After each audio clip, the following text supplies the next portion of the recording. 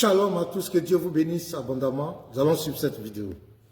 Ceux qui me disent, c'est-à-dire tu es dedans, hein, après l'avoir dit qu'il est maudit, voilà ce qu'il te dit ici encore. Ceux qui me disent Seigneur, Seigneur, n'entreront pas tous dans le royaume des cieux. Mais celui-là seul qui fait la volonté de mon Père qui est dans les cieux, plusieurs me diront, tu es dedans, ton pasteur est dedans, vous tous les chrétiens sont dedans.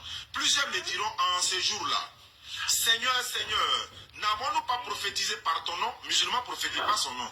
N'avons-nous pas chassé des démons? N'avons-nous pas prophétisé par ton nom? N'avons-nous pas chassé des démons par ton nom? N'avons-nous pas fait beaucoup de miracles par ton nom? Jésus dit, alors, je leur dirai ouvertement, je ne vous ai jamais connu, retirez-vous de moi, vous qui commettez l'iniquité. Pourquoi il va chasser? Quels sont ceux qui font miracle au nom de Jésus, chrétiens ou musulmans? Les chrétiens. Qui chasse des démons au nom de Jésus? Qui fait miracle au nom de Jésus? Chrétien ou musulman? Chrétiens. Donc, Maintenant, vous m'avez parlé. qui sera chassé par Jésus au jour du jugement? Chrétien ou musulman? Vous dites quoi? Qui fait miracle au nom de Jésus? Chrétien ou musulman?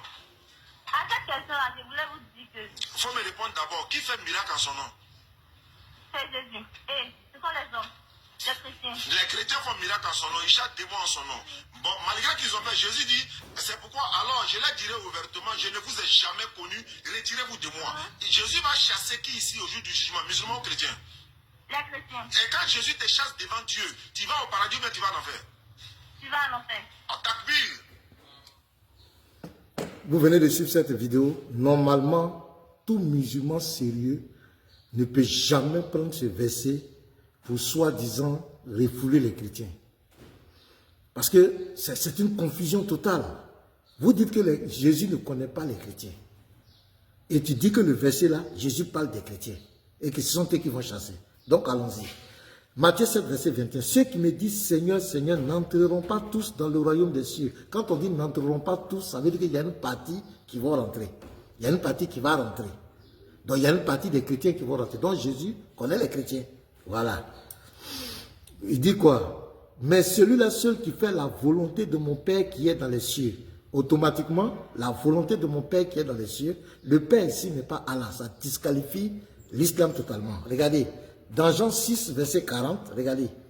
La volonté de mon Père, c'est que quiconque voit le Fils et croit en lui ait la vie éternelle et je le ressusciterai au dernier jour. Ce verset met l'islam KO. C'est-à-dire ça chasse les musulmans. Les musulmans même, c'est-à-dire Jésus ne les connaît même pas parce que l'islam ne reconnaît pas le Fils. L'islam ne reconnaît pas le Fils. Donc, ce verset au contraire dit qu'il y a une partie des chrétiens qui vont rentrer. Mais il y a une partie qui ne va pas rentrer. Pourquoi ils ne vont pas rentrer? Le verset 23 le dit.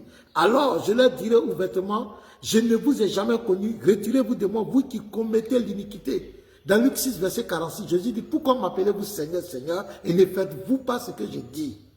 Donc il ne suffit pas de se proclamer chrétien, il ne suffit pas de dire Jésus est mon Seigneur, et tu fais ce que Jésus ne veut pas. L'iniquité ici, c'est tout ce qui est contre la loi. C'est le péché répété. Donc voilà la raison pour laquelle Jésus va les chasser. Ces gens qui prennent le nom de Jésus, mais en réalité qui ne sont pas sincères. C'est clair. Maintenant, quand ils disent ça parle des chrétiens parce qu'ils ont chassé les démons.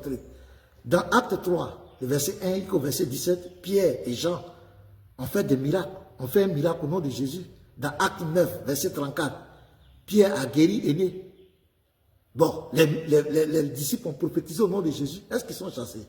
Non. C'est ceux qui commettent l'iniquité qui prennent le nom de Jésus. C'est pourquoi dans 1 Pierre 4, le verset 17, il dit le jugement commencera par la maison. Donc ici, ce verset ne disqualifie pas les chrétiens, mais il disqualifie les faux chrétiens. Ceux qui prennent le nom de Jésus et qui font de l'iniquité. Mais ce verset met l'islam à plat. Ce verset montre que Jésus a rejeté l'islam parce qu'il dit clairement la volonté du Père, on doit croire au Fils. Est-ce que vous croyez au Fils? Shalom! Partagez les frères.